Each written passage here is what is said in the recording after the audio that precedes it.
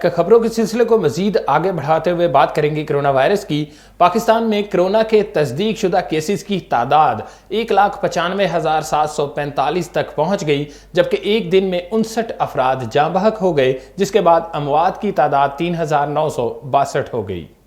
National command and operation centre کے تازہ ترین اعداد و شمار کے مطابق گزشتہ 24 گھنٹوں کے دوران 2,775 نئے کیسز رپورٹ ہوئے۔ پنجاب میں 71,987، سندھ میں 75,168، خیبر پختونخوا میں 24,303، بلوچستان میں 9,946، گلگت بلتستان میں 1,398، اسلام آباد میں 11,981، جبکہ آزاد کشمیر میں 962 کیسز رپورٹ ہوئے۔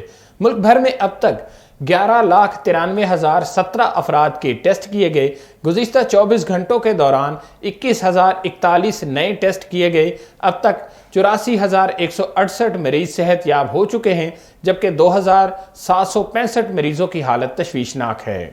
پاکستان میں کورونا سے ایک دن میں 59 افراد جاں بحق ہو گئے، جس کے بعد وائرس سے مرنے والوں کی تعداد 3,962 ہو گئی۔ پنجاب میں 1,629، سندھ میں 1,178، خیبر پختونخوا میں 879، اسلام آباد میں 119، گلگت بلتستان میں 23، بلوچستان میں 109 اور آزاد کشمیر میں 25 مریض جان سے ہاتھ دھو بیٹھے۔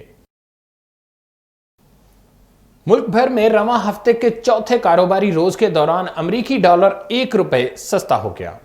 ملک بھر میں رواں ہفتے کے چوتھے کاروباری روز کے دوران عالمی اداروں کی طرف سے پاکستان کو موصول ہونے والی $1 ارب کی امداد کے بعد روپیہ بھی تگڑا ہونے لگا۔ اوپن مارکیٹ میں روپے کے مقابلے میں امریکی ڈالر $1 سستا ہو گیا، جس کے بعد امریکی کرنسی $167.50 کی سطح پر پہنچ گئی۔ دوسری طرف انٹر بینک میں روپے کے مقابلے میں امریکی ڈالر کی قدر مستحکم رہی۔ انٹر بینک میں امریکی کرنسی کی قیمت $167.36 کی سطح پر برقرار ہے۔ صدر آزاد جموں کشمیر سردار مسعود خان نے کہا ہے کہ مقبوضہ جموں کشمیر میں گزشتہ 7 دہائیوں کے دوران جتنے بھی انتخابات ہوئے سب جعلی تھے، جن میں دلی سرکار نے دھاندلی کرتے ہوئے ہمیشہ کٹ پتلی حکومتیں بنائیں، جبکہ آزاد کشمیر میں جمہوری ادارے مستحکم اور یہاں جمہوری قدریں انتہائی توانا ہیں۔ ان خیالات کا اظہار انہوں نے ایک ٹی وی انٹرویو میں کیا۔ صدر نے مزید کہا کہ بھارت نے ہمیشہ مقبوضہ کشمیر میں اپنی وفادار سیاسی کلاس پیدا کی اور اس کی شروعات 1950 میں شیخ عبداللہ سے کی۔ 5 اگست کا اقدام ہندوستان نے مقبوضہ کشمیر کے لوگوں حتیٰ کہ اپنے حواریوں اور حلیفوں سے پوچھے بغیر اٹھایا اور کشمیر کو نو آبادی میں تبدیل کر دیا۔ لداخ کا سرے سے ہی جمہوری کریکٹر ختم کر دیا گیا۔ ہندوستانی اقدامات دراصل کشمیریوں سے ان کی شہریت، زمین اور روزگار چھیننے کے لیے اٹھائے گئے۔ نئے ڈومیسائل قانون کے تحت اب کشمیریوں کو اپنی شہریت ثابت کرنا پڑ رہی ہے۔ سردار مسعود خان نے کہا کہ لداخ پر ہندوستانی کی سفارتی تنہائی نمایاں ہو گئی۔ ڈپٹی کمشنر محمد طاہر بٹو کی ہدایت پر additional deputy commissioner general Chaudhry Ashraf Gujjar کی زیر صدارت حفاظتی ٹیکہ جات پروگرام کے حوالے سے اجلاس منعقد ہوا۔ اجلاس میں CEO ہیلتھ سمیت محکمہ صحت کے دیگر افسر بھی موجود تھے۔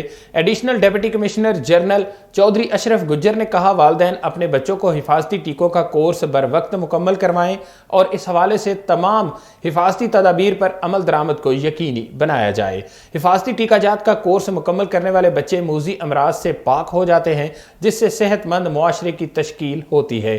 انہوں نے مزید کہا حفاظتی ٹیکوں کی اہمیت کو اجاگر کرنے کے لیے آگاہی مہم بھی چلائی جائے گی۔ اس حوالے سے محکمہ صحت کی ٹیمیں فعال ہیں، والدین بھی محکمہ صحت کی ٹیموں کے ساتھ تعاون کریں۔ اس موقع پر CEO ہیلتھ نے تفصیلی بریفنگ بھی دی۔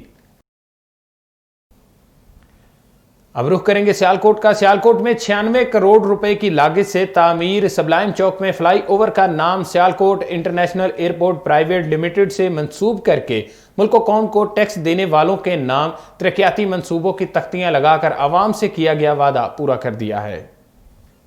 یہ بات معاون خصوصی وزیر اعظم عثمان ڈار نے chairman Sialkot international airport Nadeem Anwar Qureshi کے ہاتھوں سیال فلائی اوور کے افتتاح کے بعد میڈیا کے نمائندوں سے گفتگو کرتے ہوئے کیا۔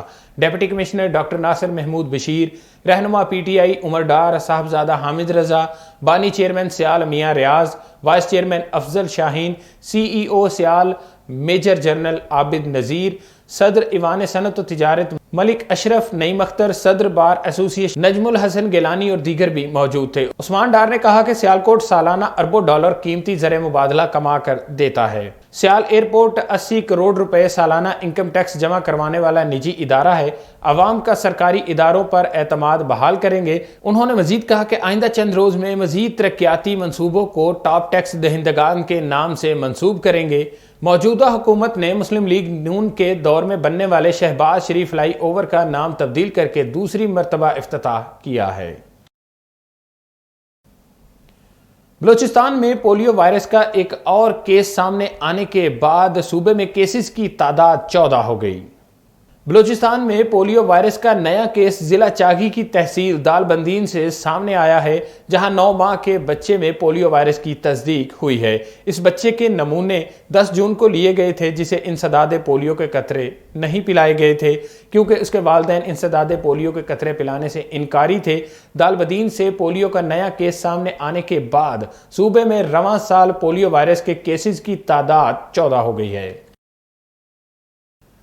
بات کریں گے کچھ شوبز کی دنیا کی۔ بھارت کی معروف میوزک کمپنی ٹی پروڈکشن کی جانب سے پاکستانی گلوکار عاطف اسلم کا گانا یوٹیوب سے ہٹا دیا گیا، جس کے بعد بھارت میں سوشل میڈیا پر عاطف کے حق میں ٹرینڈز شروع ہو گئے۔